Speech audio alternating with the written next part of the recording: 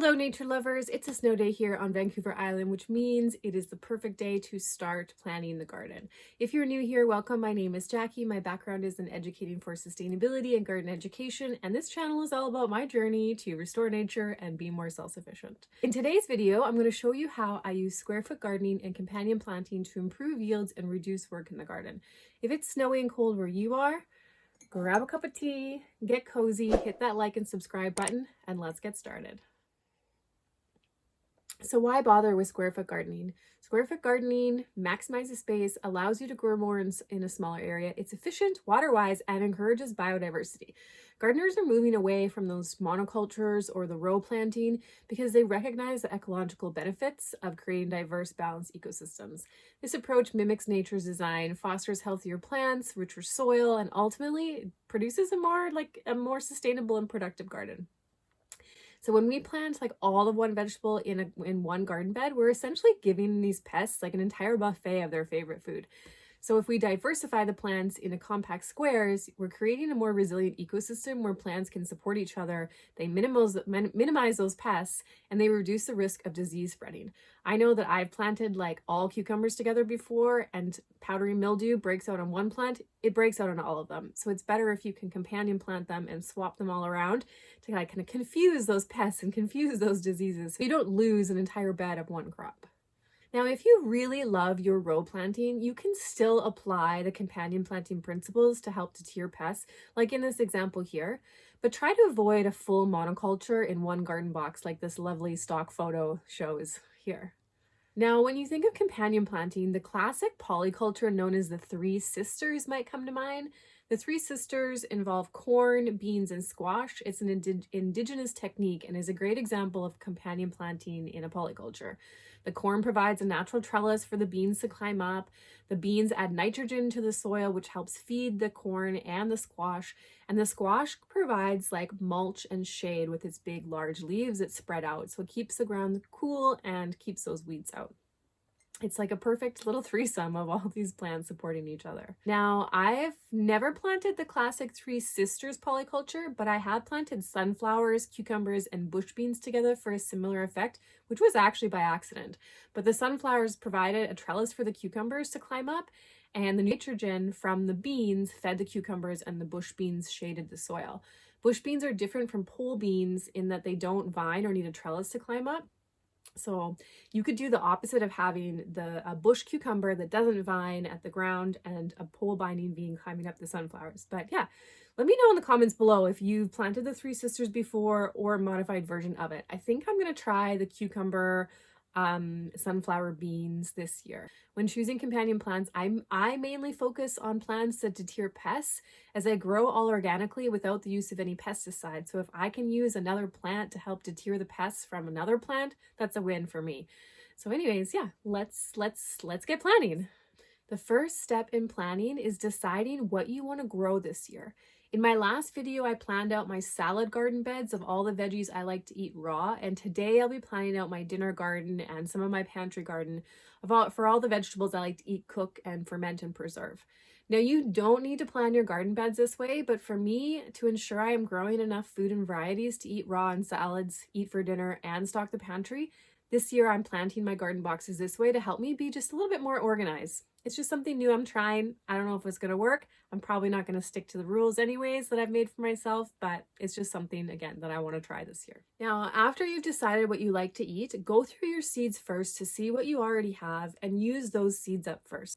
Planning out your space and creating a list of vegetables you want to eat is actually the first step that many gardeners skip, as they tend to buy seeds first and then try to fit them in their space later. And this kind of results in wasted money and wasted seeds, and I am very guilty of doing this many times. I know from planning now that if I plan out my garden during the indoor hibernation time, it'll save me time later when the weather is nice and I want to be outside doing things. So this is the perfect time. If you have snow on the ground right now, start planting your garden. I promise you it'll like bring you a little bit of hope and joy that yes, summer is coming. Don't worry, the snow will be gone soon. Okay, with square foot gardening, we divide the space into square foot sections to maximize efficiency and yield. So for planting today, it's best if you know the area of your garden beds. If you don't and your garden is under snow, just take a guess at the length and the width. You can always adjust your plans later. I know the area of the 2 garden beds that I want to plant today, and I've drawn them out on graph paper. But so this is what I do, is just take graph paper, and I know that this bed is 3 by 8 and this one is 7 by 3. And this is how I plan my square foot garden. Okay, so let's get into our companion plants. Our first companion plants are tomatoes and basil. Tomatoes love the aromatic oils released by basil, which can help deter pests like aphids. And apparently planting basil next to tomatoes enhances the flavor of tomatoes. I haven't tried this out, and I kind of want to see if I can do a test garden with this year. But anyways, you can actually plant these 2 together in 1 square foot. I put several throughout both boxes, and my vining tomatoes or indeterminate tomatoes that grow best with the trellis will be growing elsewhere. But every single box of tomatoes that I'm growing, I'm also putting basil in there this time. Okay, next up we have carrots and onions. These 2 make excellent companions because onions repel carrot flies while carrots help deter onion flies. They're a perfect match. Plant them side by side in a square foot each, or mix them up in a square foot. For spacing, aim for 16 carrots in a square foot and 4 to 6 onions in a square foot. If you have trouble picking out 16 carrot seeds because they're quite tiny, I generally just make like 3 little rows of carrots and then I thin them as needed. Okay, cucumbers and nasturtiums take the 3rd spot. Nasturtiums act as a trap crop, attracting aphids away from cucumber plants, and planting flowers with cucumbers helps to improve pollination. Have you ever had a cucumber that is like half formed with like this, the neck of it maybe being a little bit thinner? That means it didn't get complete pollination. I just learned that, so I'm quite eager to plant more flowers with my cucumbers to ensure that they're getting properly pollinated. Okay, moving on to peppers and marigolds. Marigolds are said to emit something in their roots that repels the bad nematodes in the soil. Not all nematodes are bad, but the ones that like pepper plants are.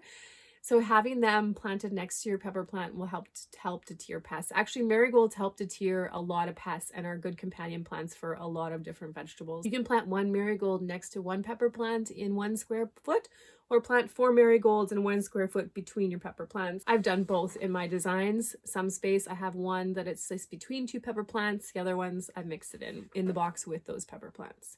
Okay, next up we've got bush beans and beets, and they are good companions as well. Pole beans, not so much. Pole beans are the ones that climb and need a trellis and they're vining, and bush beans are the ones that just grow into a compact bush and they don't need a trellis.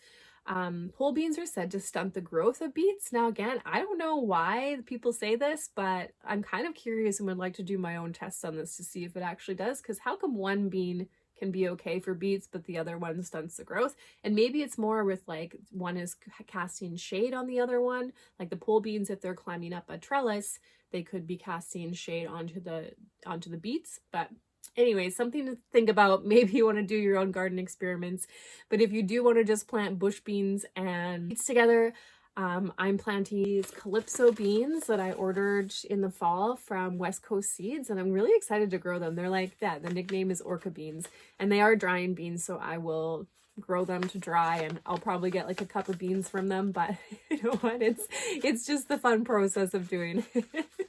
But yeah, you got to grow a lot of beans to get a lot of dry beans. But yeah, anyway. Most plants actually grow pretty well together. There are a few foes or pairings that are best to avoid, and after I've mixed in the main pest deterring plants such as garlic, onions, flowers, and herbs, I tend to make sure I'm not planting any enemies next to each other. The 3 flowers that I mix into all my garden boxes are nasturtiums, calendula, and marigolds. Nasturtiums and calendula are both edible flowers, and calendula has many medicinal benefits as well, and they all deter pests. Like, they act as trap crops for other pests. They attract beneficial pollinators into the garden as well. So you should have those 3 throughout your garden beds, as well as making sure you've got some garlic and onion interplanted in between too. I didn't talk about garlic this time as I've already planted my garlic, and I use it in the corners of most of my boxes as, again, just to repel different insects. My best tip to you is to find a companion planting chart like this. This one is from Homestead and Chill, And you can find lots on Pinterest. You can get books on companion planting and pay attention to more just about the foes. Like, who do I not plant next to who? And if they have any beneficial insect repelling benefits, which I've told you the main ones that help repel those insects, those are what you want for your organic garden, so you don't have to mess around with those nasty pesticides. You don't have to lose a full crop to all these, the insects, and then yeah, you can just create a balanced ecosystem in your garden. I've mixed up quite a few plants in a square foot garden because it mimics that natural ecosystem, it enhances the biodiversity, provides that pest control that I'm really after, and it just creates overall resilience. So yeah, let me know in the comments below if I've missed any vital companion plant pairings that you swear by, and if you'll be trying the square foot gardening method this year. And yeah, happy planting, and I'll see you in the next video. Bye.